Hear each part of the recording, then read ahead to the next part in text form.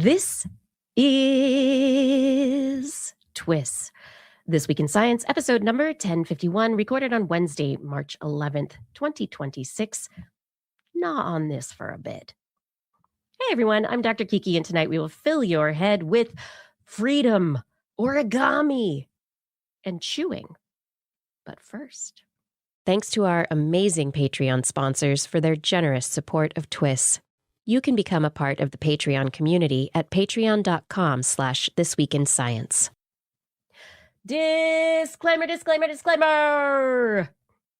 With everything going on right now, it's a privilege to take time for curiosity and wonder, to talk about science and discovery with friends like you here on This Week in Science. Coming up next.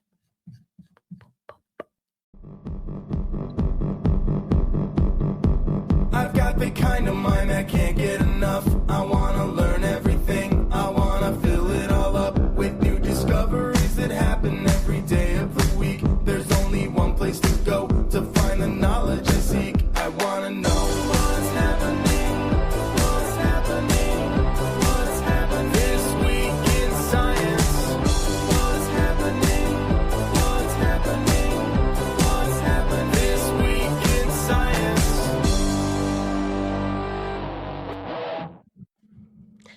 Good science to you, everyone out there. Thank you for joining me for another episode of This Week in Science. I'm so happy to be here to talk about everything that's going on. Well, not everything. All the stuff I think is interesting from this last week that I want to talk about with you. I've brought you my favorite stories of things that I dug through over the last week and decided were worth it. I've got stories about,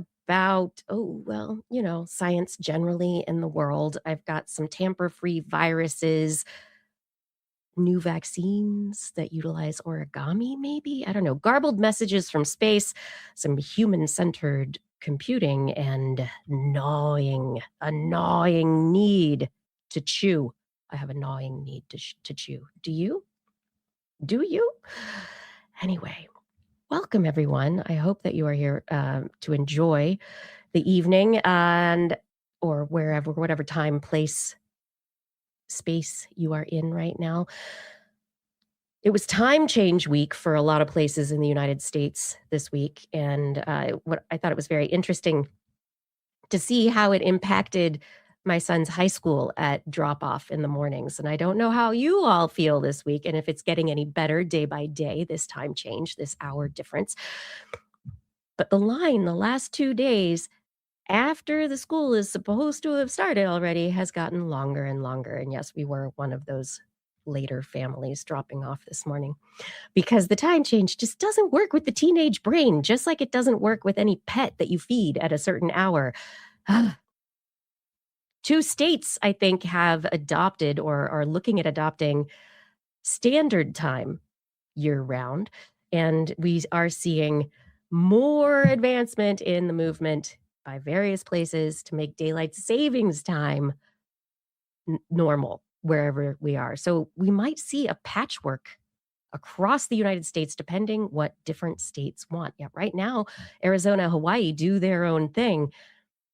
But it'll be very interesting to see the natural experiment that occurs by different states choosing their approach to time and space and place. And oh my gosh, it's just going to get harder and harder to be able to schedule any meetings if you're working with people in different time zones. It'll be fun though. All right, time for us to jump into the science. I want to remind you that subscribing to TWIS as a podcast is really easy. You just find us on your favorite podcast platform. We're on YouTube, Facebook, and Twitch, broadcasting live every Wednesday evening, 8 p.m. Pacific time, and our videos are stored those places as well. I think Twitch, it's only like for 2 weeks unless people make clips and post those, but that's up to you if you're on Twitch and want to do that. Every time a show is published, if you are subscribed to us, you'll get a notification and you'll know there's something new. Otherwise, just search for This Week in Science wherever you want to find your science news. TWIS.org is our website. And now it's time for the science. La, la, la, la, la, la. I don't have like Blair or Justin to to prompt me this evening, so I'm just having to dive in as I go. My first story tonight, my first two stories tonight are a little critical of how things are moving in the science space in the United States. And you know that every year we love to report on the Ignobel Prize winners because it's such a wonderful, just jovial, just joyful way of looking at science to talk about the tongue-in-cheek way that the Ig Nobels look at studies that maybe were approached with all seriousness, but can be interpreted as not necessarily. And maybe sometimes science can be done for fun. Oh my gosh, have we ever thought about that? But anyway, we love the Ig Nobels. And this week it was reported that the Ig Nobels are no longer, the award ceremony at least, is no longer going to be held in Massachusetts in the United States. It is going to move to Europe. Next year, this year, the Ig Nobels are going to be in Switzerland. They are going to be in Zurich on September 3rd. And from now on, they will be held in alternating years in different European countries, always coming back to Zurich because they have a lot of individuals who are international award winners. And the people who run the Ig Nobels, Mark Abrams, the Ig Nobel founder, made a statement on Monday this week saying that during the past year, it has become unsafe for our guests to visit the country. We cannot in good conscience ask the new winners or the international journalists who cover the event to travel to the US this year. I find it very interesting that they have made a decision that it'll be it's a general plan, but that this is for good. That until and will things change in the U.S. to make it easier for people to travel here, for scientists and journalists to come and not fear for their lives or their safety? I have no idea. So this is something that's making me sad this week, and it just falls on with so much that we hear now about researchers and knowledge and experience leaving the United States for opportunities that are better now and less monitored, I think. Anyway, along those lines, I'm hearing you there in the chat. Yeah, it is sad. And Paul Disney, yeah, it's a kick in the teeth. It kind of is. Yeah, it's upsetting. The Ig Nobels are just wonderful, and it was so great that it was here. We could bring an international community of science together for fun and appreciation of the sillier side of science. And I don't know. I don't think of Zurich as silly. I don't know about you, but I don't know if you live in Zurich. Please let me know if I'm wrong. Is Zurich a place that could really enjoy the joviality of the Ig Nobels? Let me know. Along these lines, though, as well, I was going to get to the next story. There is a report in Ars Technica from John Timmer, who has reported on the word spreading that the NIH, National Institutes of Health, is going to launch a series of lectures. They're calling them the Scientific Freedom Lectures. The first one is scheduled for March 20th. The first Scientific Freedom Lecture you would expect maybe to be a lecture from a well-known scientist. It's not. It is a lecture from a journalist who is on the fringes of things. Matthew Ridley, he is a British citizen and science journalist. He's written many books on biology, but he has many fringe ideas about climate change. He follows the idea that the COVID-19 virus was created in a lab, and he has been listed in a UK-based think tank that it has been labeled a climate change denial lobby group. So why is this individual being given the opportunity to launch what is supposedly going to be a lauded series of lectures celebrating scientific freedom? It's a question we can't really answer. This is a project that Jay Bhattacharya, the head of the NIH, wants to move forward. He believes that scientific freedom is important because he has been challenged and kind of gotten in trouble through the years. I don't know. He's the director of the NIH right now, so whatever. But he was one of the signatories of the Great Barrington Declaration that argued that we should only try to protect elderly and vulnerable people and just let COVID spread, without vaccination at all. So he has been historically a good scientist, but there are things that he is on the fringe of. And it's not bad to be a fringe scientist. It's not bad to have an idea that is on the fringe, because very often fringe ideas find evidence that bring them to the mainstream. But it's when we allow the fringe ideas to be the mainstream that we have a problem.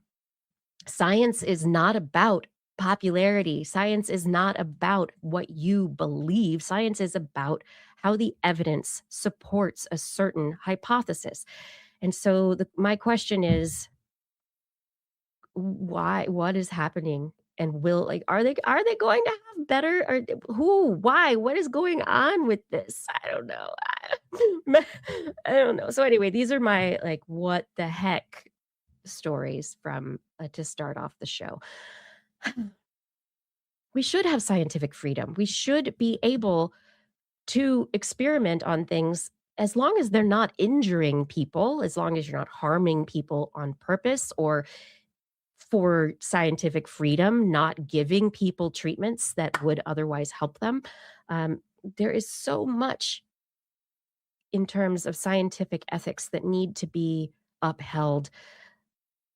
And I don't know. I love fringe science. We talk about fringe science all the time on this show. I love it. I think it's great to talk about it, but we can't let it take over our understanding that it is not the mainstream. These are ideas and hypotheses that have yet to gather the evidence to really have support, but they're there. And it's okay that they're there. We should all have ideas, be curious, come up with stuff. Yeah. I like science as a verb too. Let's science it. Moving on from there, I want to talk about, I'm going to move on since I mentioned the Great Barrington Declaration and COVID. I want to talk about a recent study out of UC San Diego that I find really interesting. So this study ultimately did a phylogenetic analysis of lots of viruses that have caused disease in humans. They looked at the evolutionary markers of mutation and change in these different viruses to kind of figure out, where these viruses are coming from and how they were adapted before they gained access to humans. And the idea, and it says in this UC San Diego press release, that the prevailing model of zoonotic emergence assumes that viruses first acquire adaptive mutations before they can sustain human-to-human spread. So there are very specific mutations that allow them to specifically get into humans, right? But that's not what this study found. It found that a lot of these viruses simply were able, they had adaptations, of course, that allowed them to broadly infect a number of human-related species, so lots of wild species. There was no pre-adaptation for humans specifically, and the changes in the viruses actually occurred most often after they got into people. So it was the sustained transmission in people that was the thing that gave the viruses their power in people to spread widely and cause outbreaks. But really, it wasn't that they were pre-adapted. There was the luck of the draw from one mammalian species to a human, another mammalian species. And then that human maybe had the immune system, the whole metabolism, everything to allow that virus to grow and to flourish.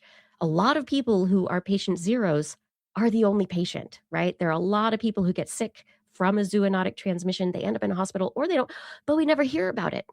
It is the eventual change that there's one lucky accident where the human is the human is the petri dish that spreads it, and the next human and the next human, and things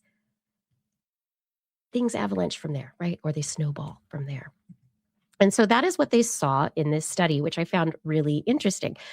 So they looked at controls as well. They validated their approach with artificially selected viruses, not just wild viruses. So they used viruses that were lab created and viruses that were in humans. They looked at all sorts of viruses, and what they found is that there are actually very specific markers in the viruses that are lab fostered versus human fostered. So because of the natural adaptation and mutation that occurs between zoonotic to human and then human to human to human to human, and the way that transfer works, that has one kind of a signature. But if it is a laboratory based organism, a virus, I won't say organism, a virus, that has a completely different signature.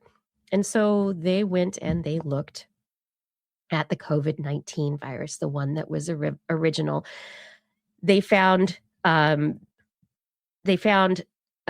particular virus that they looked at flu viruses particularly, and a lot of those flu viruses had limited genetic divergence from the 1950s, and there was this 1977 H1N1 strain that came from a lab.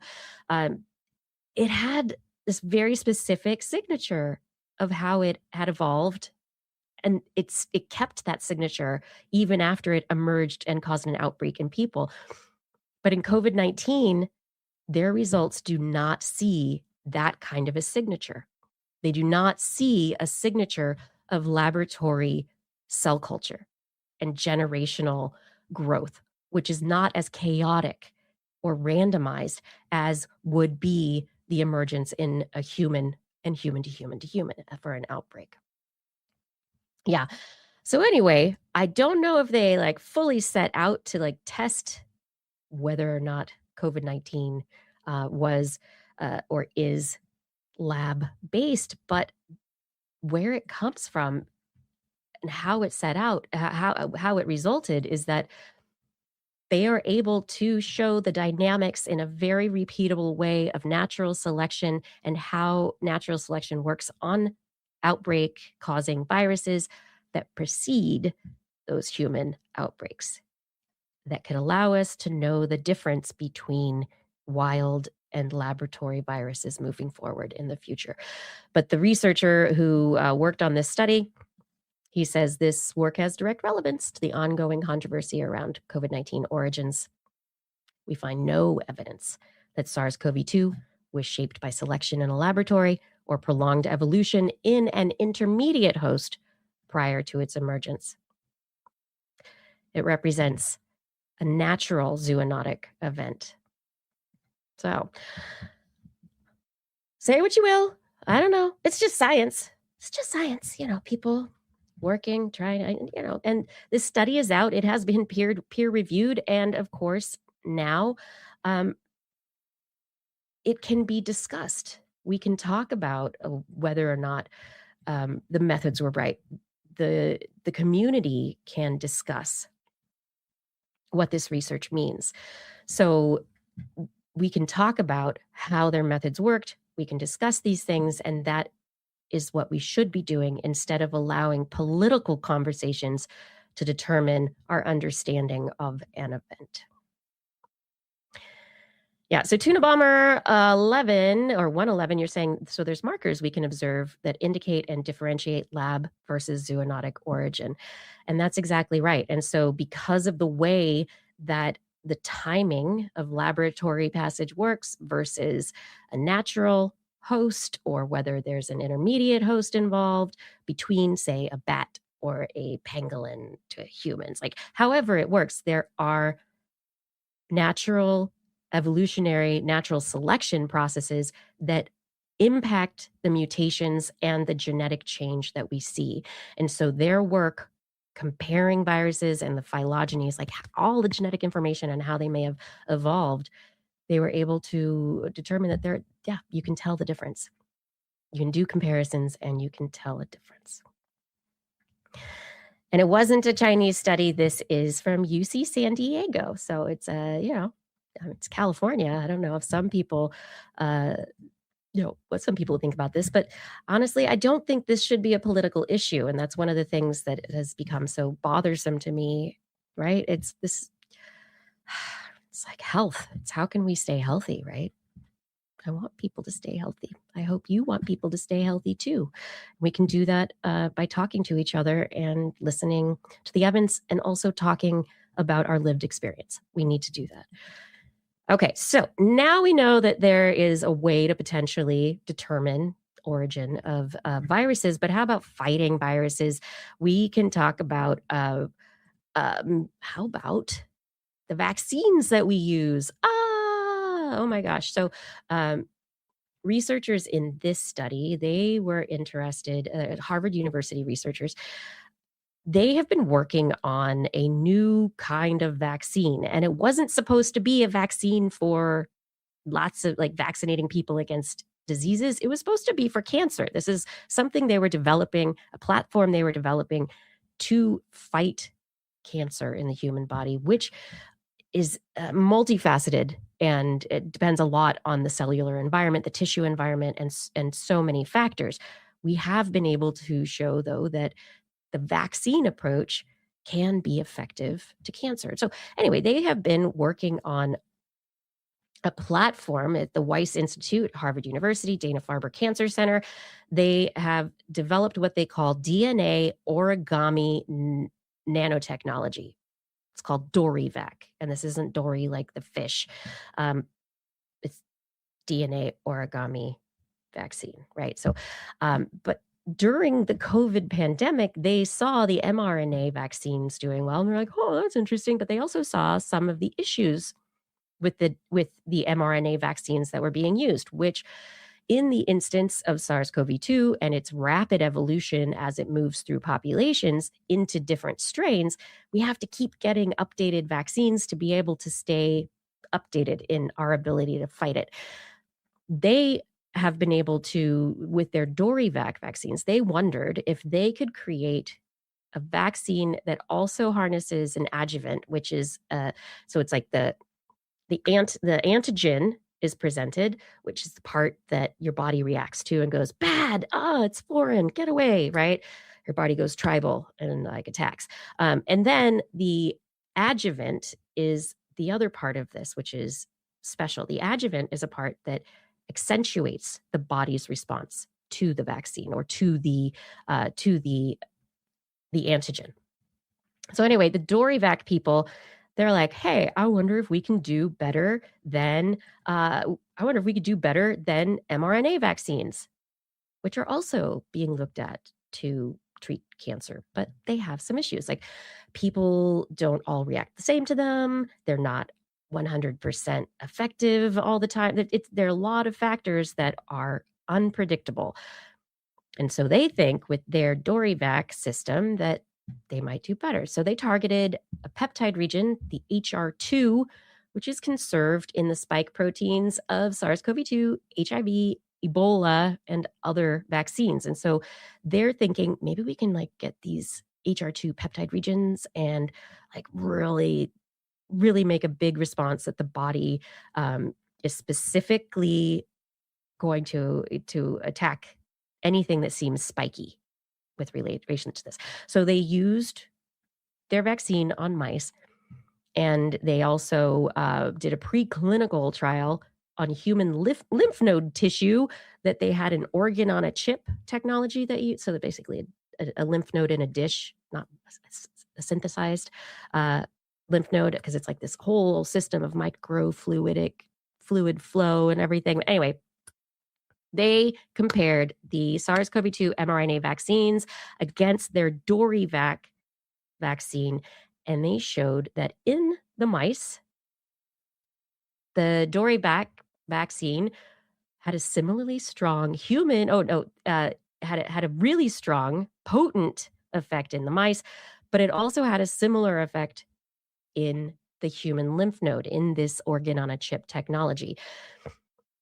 The big thing about the Dorivac is not just that, okay, we've got a new design for creating a vaccine, woohoo.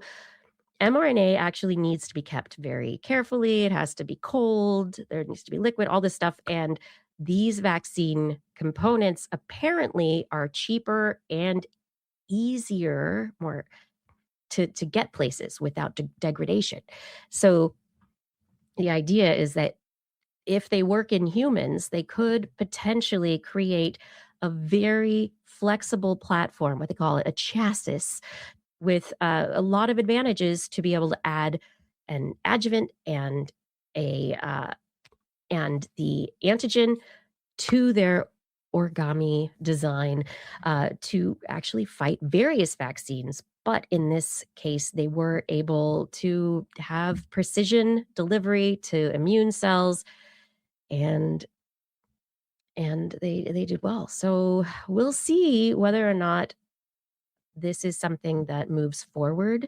So far, they're at a point where they are showing its effectiveness and lack of uh, mortality, right? So keeping mice alive, not damaging these lymph cells, having the effect that they want. And they're hopefully will move on to human studies very soon. So they do think that they have a promising safety profile, but we'll see where that goes. We'll see.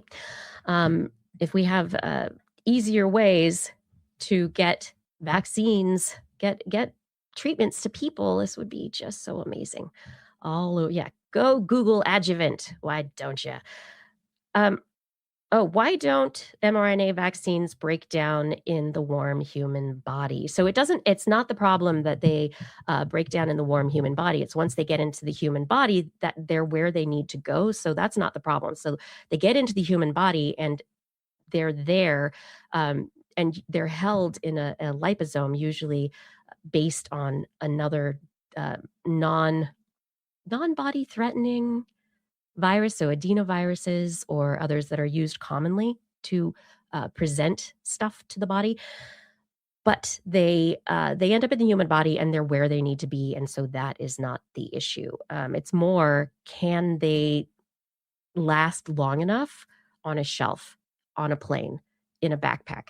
How do they need to be treated? Or I don't know, how resilient are they? And so apparently the mRNA vaccines are not super resilient. And so we're not going to be able to get a lot of the newer vaccines of this type of the mRNA technology to places that are remote, or if you have an issue where power's gone out because of a hurricane, it could cause issues with the mRNA vaccines being able to stay working, to be able to keep working. So anyway, this new vaccine type, we'll see how it works. They seem to also be having amazing ability with in how it works in cancer. It's been very successful in cancer. And so in the image that I've kept up on the screen here, and also I'll tell you for people who are listening to the audio, there's something of a little, like, it looks like a Lego, and it's two-sided, and it's square block-shaped nanostructures. One side has the adjuvant, and the other side has the antigens. So they're opposite each other. But because of the way it's structured, apparently because the antigen attracts the immune cells, and then the adjuvant is there to go, ha ha, I'm here, now do more.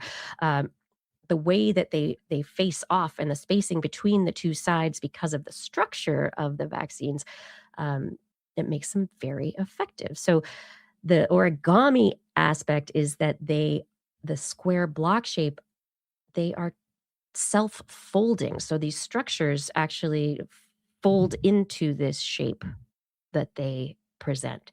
And I think that's just the nanotechnology field, and the way that we are using molecular forces to create structures, I think, is just it's amazing. This kind of work is so cool. So anyway, we'll see. Yeah. So storage and delivery, it could be so mRNA sensitive to heat and drying out. Others are sensitive to cold. Like everything has its own factors that make it. All of our pills or shots, like all the stuff we use to keep, that we send from place to place. They each have their own profile for what the set of conditions in which they will continue to work. And so everything else, sometimes you get a blister pack, sometimes it's just a bag or a box or whatever. But it's this thing apparently, once you make them, they work very well and are more stable. So I think that's very, very fascinating. But okay, let's move away from this stuff and into some different technical issues. Like, what if I were transmitting this whole conversation to space? What if I were trying to talk to aliens? If I were the opposite of SETI, if I were actually transmitting this? Would it be a tight beam to another planet? How would this signal go out, right?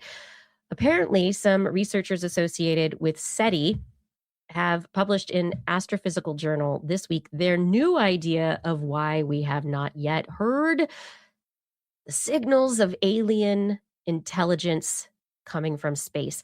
And their analysis in the Astrophysical Journal was actually to look at our own solar system and the effects of solar winds, solar storms, various space weather outbursts on the communications of spacecraft within our own solar system. So it's kind of interesting that they were looking at this, and what they found is that, hey, solar wind, it takes more tight beam, narrow range transmissions and broadens those transmissions over, many hertz. And so, the transmissions get broadened. And while we're sitting here looking for narrow band transmissions, perhaps we're missing them because they're broader. So anyway, that's all they're saying. And I think it's very interesting, to come up with the creative reasons. This is, again, going back to that fringe science, right? You got to come up with explanations. Why, if we assume that there is intelligent life in space and that it's been transmitting as long as we have, or whatever is within the range, why have we not sensed it? Why haven't we gotten that signal?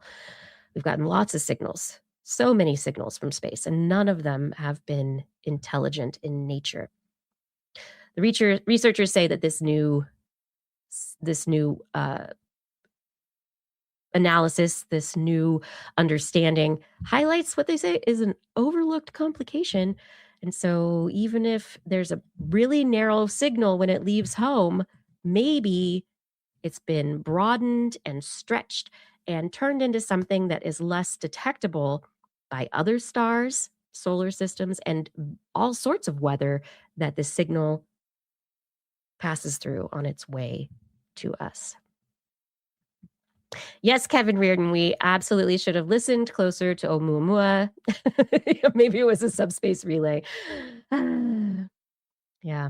Anyway, I have no idea what if we'll be able to figure out a new way to look at the data, look at the signals that we are measuring, to be able to see whether or not there is something there we have missed, or find a new way to look at things moving forward.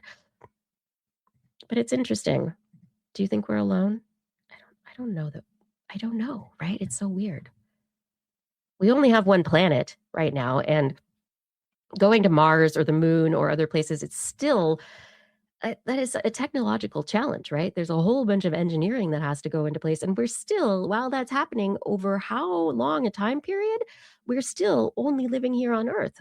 This is our basket. This is it. All the eggs are in it. Ah, yeah, Kevin Reardon, you're not alone. I'm not alone either. I have all of you. Thank you. John Hogan is saying entangled particles might be the way to find communication from aliens. And maybe that's another thing. But until we have the way to decrypt an alien quantum communication, I think that's, we're working on it ourselves now, but I think it's going to be a very interesting, that's an interesting task. Lon Koenig, you're saying everyone assumes that alien life operates on a time scale similar to ours. Other biologies might be drastically slower or faster than ours along with their signals. I absolutely agree. I love the idea that there is intelligent life that's much older and bigger and slower than we are, and that the intelligence and their communications is somehow just, we're not catching it because we move we're like the ants moving underneath them, right? We're like trees or ants from Tolkien, right? Move so much more slowly until they have to speed up to do something in the universe that it was taking place in. But otherwise, there's no need.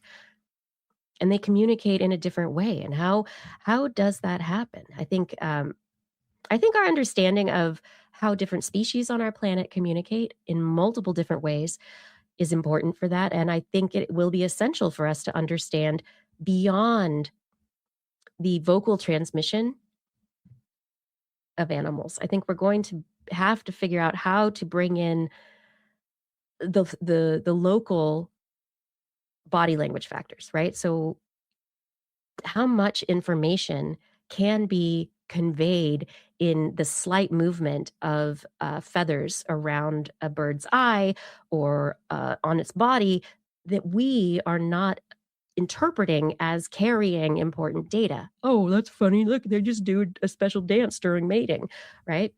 Maybe there's got to be so much more there. And the assumption that all intelligent life will communicate as we do. Very anthropocentric. Standard for humans. But anyway, and speaking of humans, I saw Patrick commenting on this before the show got started and at the beginning of the show. The company that we've talked about previously, who has been developing human brain cell computers and computation. They've been having their computers play video games for the last several years. Previously reported they played Doom. That's great. Cortical Labs. They announced a while ago that they were working on creating basically hard disks, right? Or I guess this would be biodisks, soft disks or servers that could do compute, right? Could have computing power for various purposes. And so they've been developing these components and these servers that can be used. And they're doing things. It's great. The neurons are able to act as computers. They can play video games. That's amazing. But okay, now the big news is that they're going to open 2 biological data centers, one in Melbourne and one in Singapore. They're working with a different company.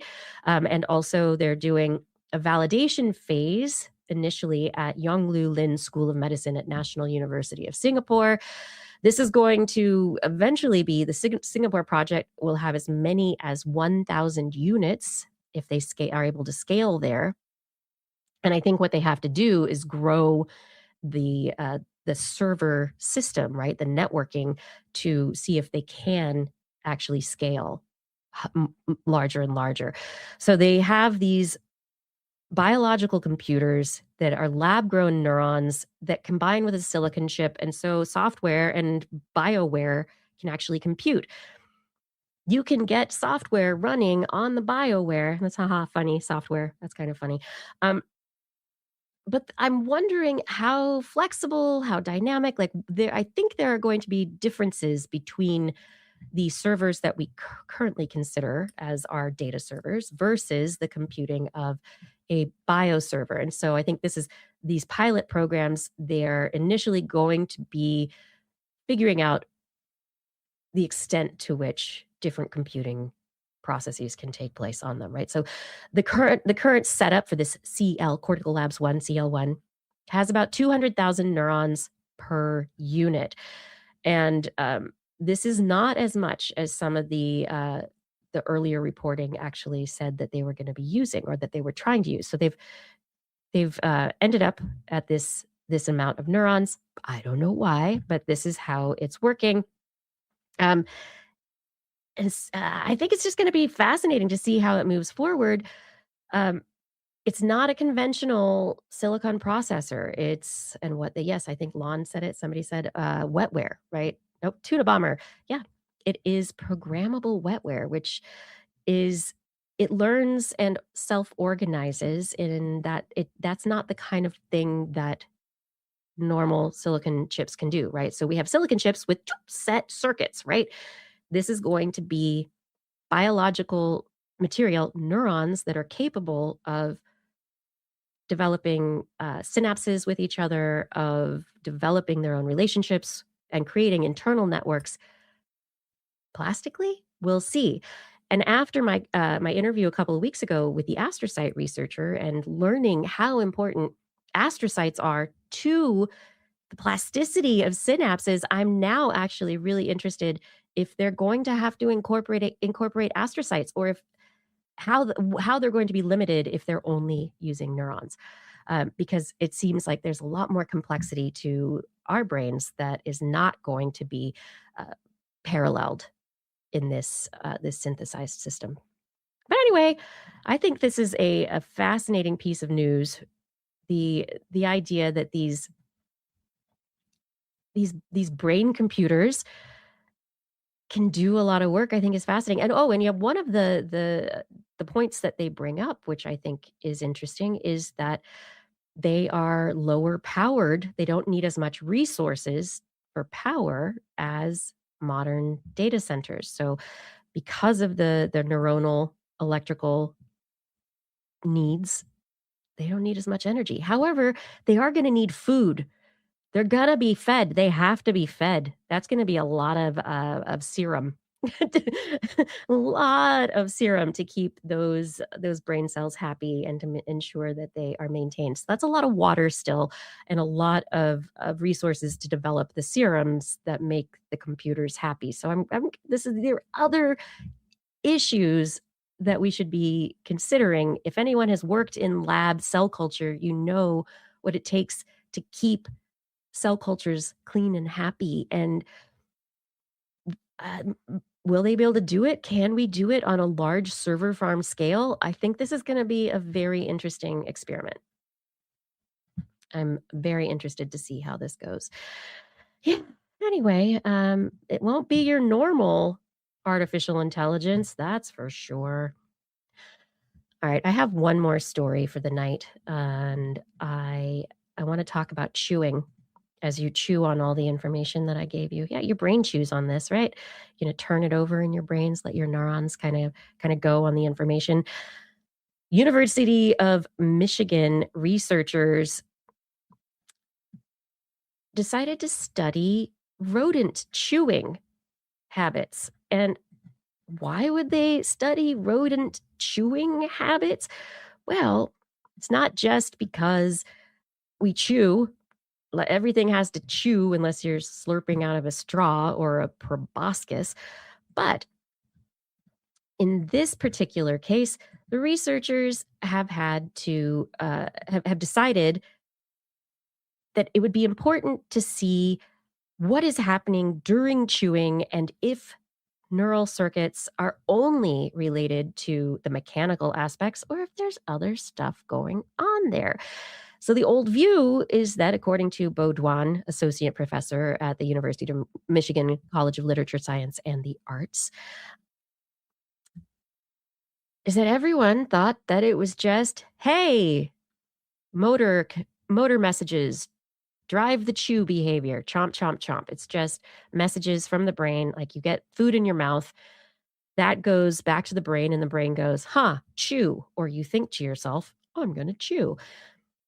But they've also been looking at things like grinding of teeth or bruxism, oral issues, malocclusion that occurs. But a lot of habits happen in people's lives that we can't control, that it's not just mechanical. You don't have anything in your mouth and you're still chewing, you're grinding.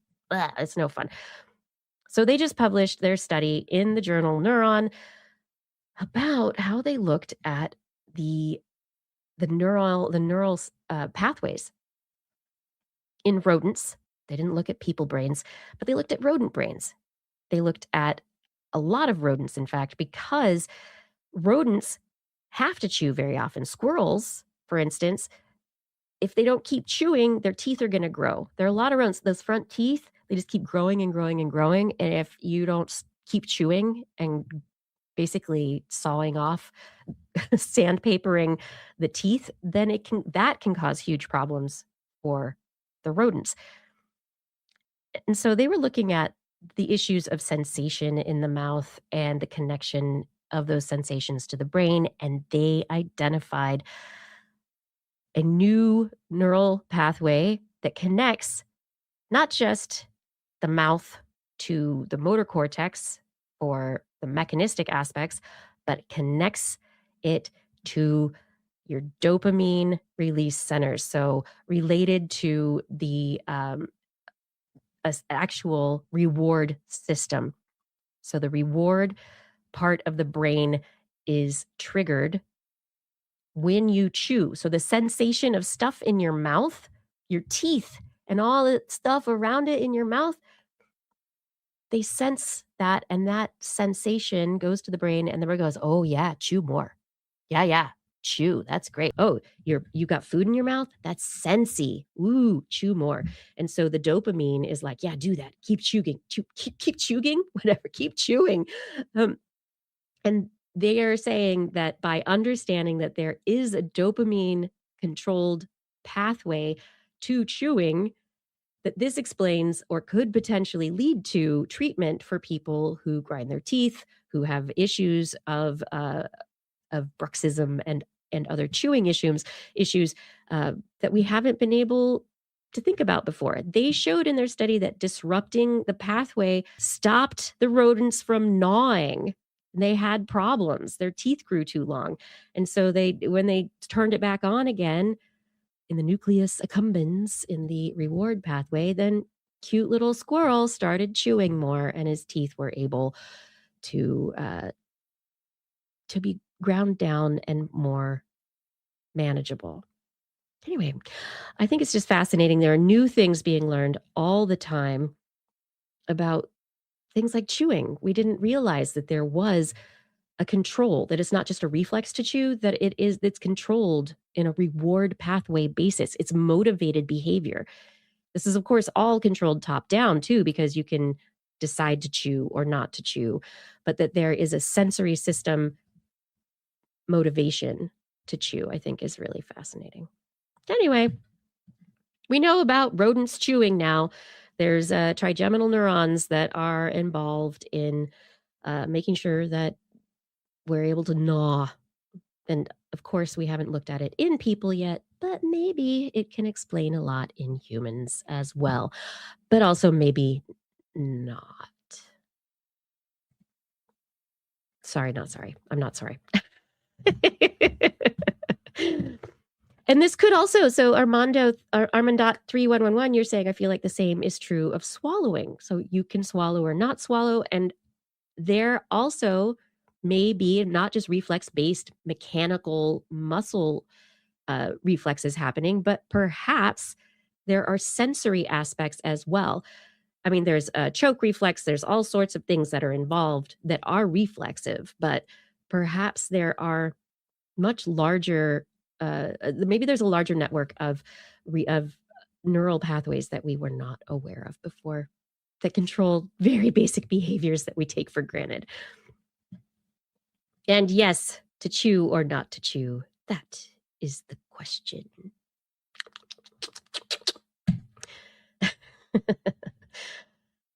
All right, everybody. Tuna Bomber 111, biology is fascinating. Life is fascinating. The world is fascinating. And I appreciate this opportunity to have hung out with you and talk about the stories that I thought were fun this week, that were interesting, that were thought-provoking. There are, of course, many, many more stories out there that are worth talking about and discussing. And I hope you find your own. I'll continue to keep looking until next week. And we are going to stay curious, right? Anyway, it is my time. And it is, wow, under an hour. Here we go, everybody. This could be a first. What? I want to say thank you so much for joining me tonight. It really has been a joy to talk with you about this. It is my privilege. And so thank you for being here. I really am glad you're here. Thanks for listening. I hope you enjoyed the show. Shout outs to everyone in the chat room. Thanks for chatting. Thanks for thinking. Thanks for being here with me. Fada, thank you for your help with social media. I hope I've gotten it fixed now for you. And for the show notes work that you do. It is essential. Gord, Lore, others, thank you for manning the chat rooms and making sure they're safe. But this is really something that everybody does. Thank you so much for making sure we are all in a place where we respect each other's opinions and can have fun. Identity 4, thank you for recording the show. Rachel, thank you for editing. And thank you, of course, to our Patreon sponsors. Thank you to Aaron Anathema, Adam Mishkan, Alan Viola, Ali Kaufman, Andrew Swanson, Artem, Arthur Kepler, Bob Calder, Bob Coles, Brendan Brian Carrington, Chris Wozniak, Christopher Dreyer, Christopher Rappin, Craig Landon, Craig Potts, Daryl Myshak, Dave Wilkinson, David E. Youngblood, Don Mundus, E.O., Eden Mundell, Eric Knapp, Flying Out, Fredis 104, G. Burton Lattimore, George Corris, Greg Briggs, Jack, Jason Olds, John Atwood, John McKee, John Ratnaswamy, Johnny Gridley, Ken Hayes, Kent Northcote, Kevin Parachan, Kevin Reardon, Kurt Larson, Lon Makes, Lauren Gifford, Marjorie Gertz, Mary Gertz, Marjorie, Mark Hessenflow, Mark Jenkins, Noodles, Patrick Pecoraro, Paul Disney, Paul Ronovich, Philip Shane, Pierre Velazar, Richard Badge, Robert Lorlin, Robert Farley, Rodney Lewis, Rudy Garcia, Remy Day, Sean Lewin, Clarence Lamb, Shubrew, Stephen Albarad, Steve Leisman, aka Zima, Tony Steele. Oh, wait, I missed a couple. Sue Doster, Teresa Smith, Tony Steele, and Vegard Schefstad. Thank you all for your support on Patreon. And if you would like me to read your name at the end of the show, please head over to Patreon and support the show at $10 a month or more. I will read your name at the end of the show. But really, any Patreon support is helpful. If you are able to support TWIS in an ongoing fashion, it is very valuable for us for keeping this show going and making sure we're able to stay bringing you this news on a weekly basis as much as we can. We will be back next week. And on next week's show, we'll be back Wednesday at 8 p.m. Pacific time, broadcasting on our YouTube, Twitch, and Facebook channels live. Blair's going to be gone again, so I'll see what I can do about getting somebody else to talk to, but I'll be here. And if you want to listen to us as a podcast, search for This Week in Science wherever podcasts are found. If you enjoyed the show, make sure your friends subscribe too. You want to have something in common to talk about, right? For more information on anything that you've heard here today, show notes, links to stories, that's going to be available on our website, twis.org. You can also sign up for our newsletter. I'm going to send one someday, I promise. And I will not sell your email. I will not do that. I'm not that person, okay? We love your feedback. If there's a topic you would like us to cover or address or a suggestion for an interview, please let us know on one of our social media accounts or send us an email.